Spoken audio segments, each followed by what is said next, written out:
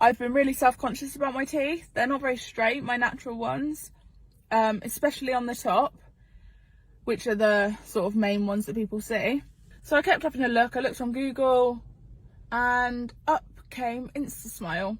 I was so shocked to see how much they actually are.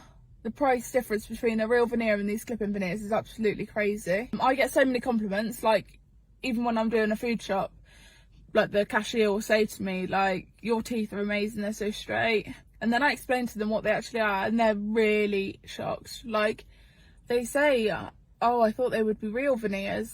They don't look like clip-in ones at all. They are amazing.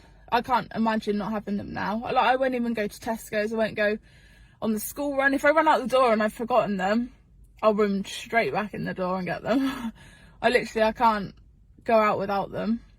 And for anyone looking at buying instasmile clip-in veneers, I would 100 billion% recommend them. I can't imagine my life without them. They've made me 100 more times confident in myself, like in photos and stuff, and just made me have teeth that I really thought was impossible. They are just amazing. I'm not even joking.